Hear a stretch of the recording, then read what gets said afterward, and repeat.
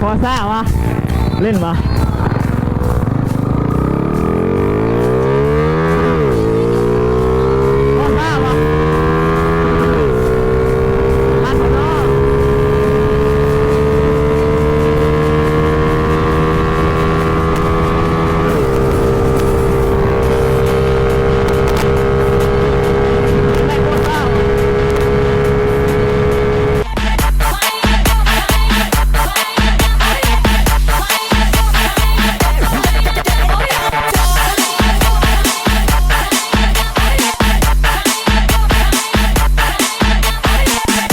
โอเคทุกคน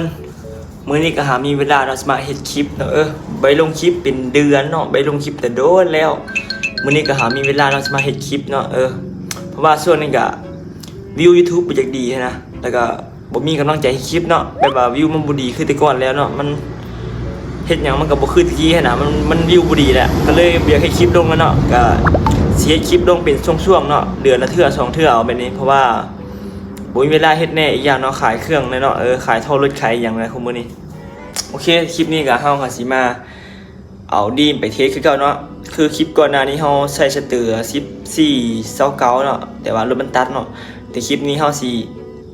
มาใช้สเตอร์16 29เนาะขึ้นทางหน้า16เลยเนาะเพราะว่าสร้างเพิ่นแนะนำมาทางนี้เนาะเพราะว่าค่อยซื้อชุดคลิปนี่จากเพิ่นเนาะเพิ่นบอกว่าสเตอร์14 29นี่มันเล่นได้อยู่เนาะถ้ารถประกอบสมบูรณ์นะบ่ฮู้บอกค่อยประกอบสมบูรณ์หรือบ่เนาะอีกอย่างน้ำมันบ้านเฮาบ่คือน้ำมันบ้านเขาเจ้าเนาะคลิปนี้ก็สิมาลองบ่เนาะหรือว่าเป็นที่ท่ออยู่บ่เนาะเพราะว่าท่อก็เป็นคอท่อใหญ่นะรถอาจจะตื้อๆเนาะเพราะว่าคอท่อมันโล่งเกินไปเนาะค่อยก็บ่แน่ใจเนาะมีแต่ลองมาคลิปนี้แหละค่อยว่าคลิปนี้รถน่าจะแรงบ่ได้คือเก่าเพราะว่าสเตอร์มันใหญ่เกินไปเนาะทางหน้านะ14-6เนาะเดี๋ยวให้เบิ่งเด้อเนาะรถ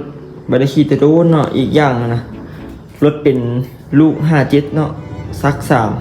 3แต่ว่าคอท่อขนาดมันใหญ่เกินไปเนาะนี่ขำค่อยก็เฮ็ดตามสร้างเนาะแนะนำมาว่าให้ใช้คอท่อซ้ำนี้เนาะค่อยก็เลยจัดให้ซะแต่ว่าสำหรับความคิดของค่อยก็คอท่อใหญ่เกินไปเนาะเดี๋ยวค่อยจะเปลี่ยนท่อใหม่เด้อ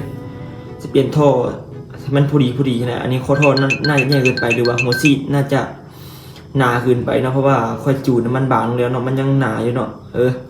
บ่ฮู้ว่ารถสิเด่นได้หรือบ่เนาะคลิปนี้ก็มาลองเบิ่งเด้อมาเดี๋ยวเบิ่งสเตอร์รถไปขี่แต่รถน้องกี่คนจอดเป็นเดือนนี่เบิ่งรถสเตอร์ข้างหน้านี่เนาะสเตอร์ข้างหน้านี่เปลี่ยนเป็นสเตอร์16ข้างหลัง29คือเก่าเด้อโอเคสำหรับคนสนใจท่อเนาะนี่ท่อรถมีหลายเนาะนี่เป็นท่อสเตนเลสเนาะนี่ทรง125ใส่กับเวโรชิปไอนะตัวนี้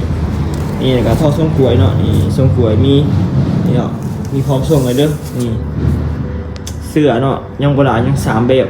นี่สนใจสั่งซื้อได้ที่เฟซเซมาแดงคือเก่าเนาะนี่เนาะเฟซเลยเด้อโอเคนี่ประมาณนี้รถก็เดี๋ยวเฮาตัดไปจอดที่เฮาเอารถไปเทสด้วยเนาะเพราะว่าประเทศเบิ่งแล้วถ้ามันบ่ไหวจังได๋ก็เดี๋ยวมาอธิบายเทิงเด้อเพราะว่าอากาศรถก็ยังบ่ฮู้เนาะรถก็บ่ได้ขี่ดุดเนี่ยอีกอย่างเนาะเพราะว่าน่าจะแล่นบ่ได้แน่นอนเนาะสเตอร์มันใหญ่เกินไปโอเคมาเดี๋ยวเบิ่งคลิปกันเลย let's go โอเคทุกคนหลังจากนั้นทางด้านหอทางที่เราจะลงรถเนาะโคตรฮ้อนเลยทุกคนเลยมาเดี๋ยวขอเปิด GPS กันด้วยนี่ชุดก่อนในรถจะหาจีเนาะมาเบิ่ง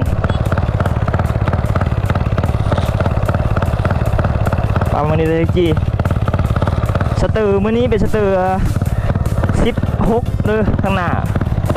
16แล้วก็16-29เนาะสเตอร์16-29บ่ฮู้ว่าเราสิเล่นได้หรือบ่เนาะสเตอร์ใหญ่เป็นไงสเตอร์16-29บ่ฮู้ว่าเราสิเล่นดีหรือบ่อันนี้เฮามาลองเบิ่งคร่าวๆเนาะ16-29สเตอร์รถโอ้มันโคตรใหญ่เลยเนาะตอนแรกว่าจะใช้15-29ยังมันตัดเนาะก็เลยใช้16-29เลยซะเดี๋ยวขอเบิ่งก็ได้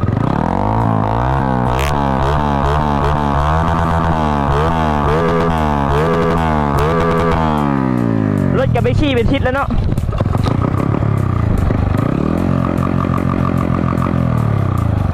รถกับไปขี่เป็นทิศแล้วโอ้โหรถเชลนดีเด้อบ่น้ำมันกับสิบดเนาะเดี๋ยวกลายเป็นน้ำมันเลยเด้อเดี๋ยวรถวางๆจักหน่อยก็เนาะ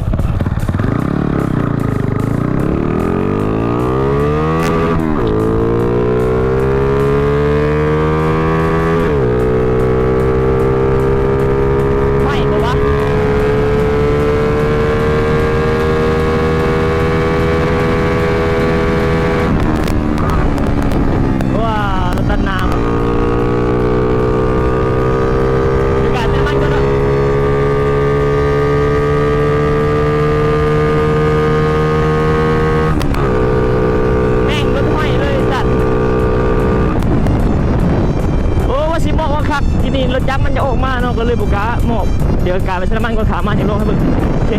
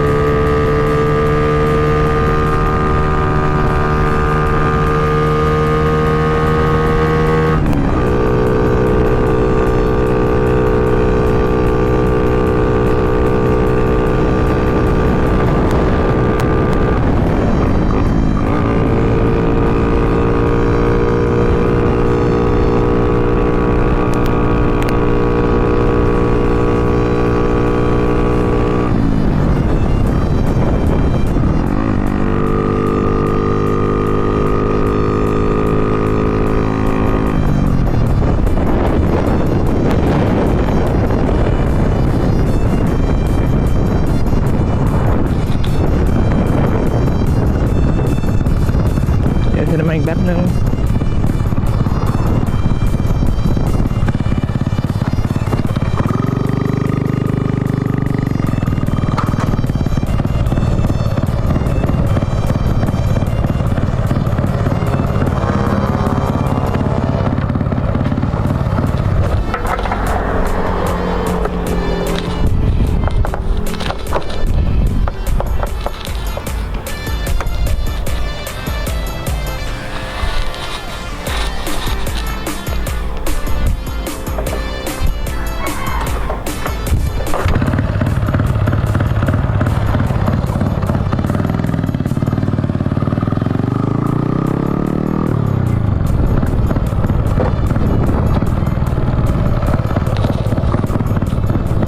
ว้าเฮีย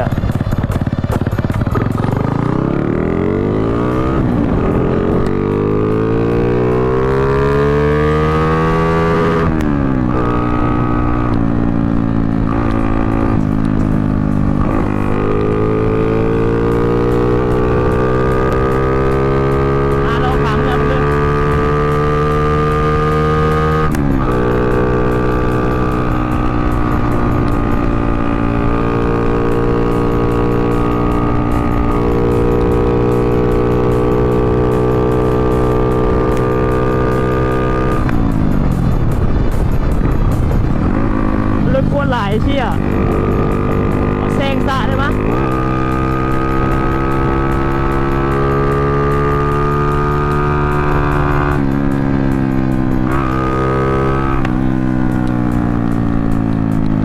ยรถหลายใช่วะเดี๋ยวขอกลับก่อนรถคนหลายสัตว์เดี๋ยวขอไปตั้งรักใหม่ก่อนรถหลายเกิน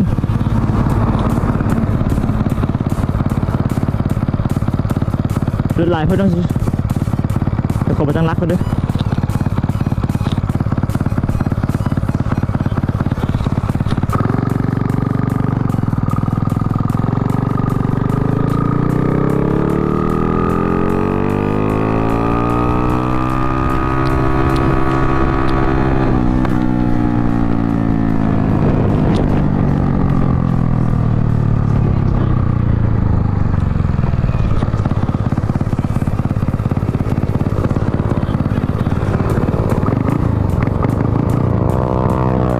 พอซ่าวะเล่นวะ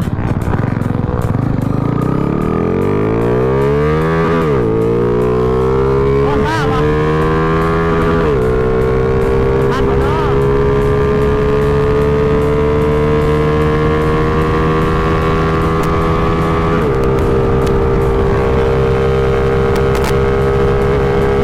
ได้พอซ่าวะ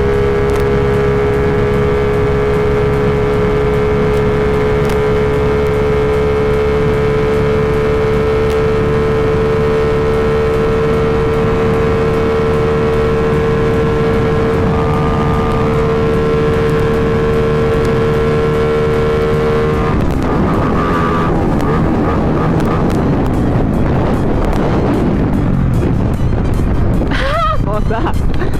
เฮ้ยได้กินข้าวซ่าสิสัตว์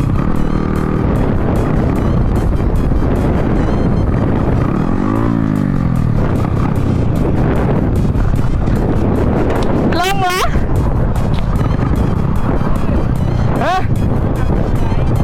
โอ้เอ ดียวตัวเดียวตัวกายที่หนึ่งละไม่กายชวนห้างเดียวไปไหม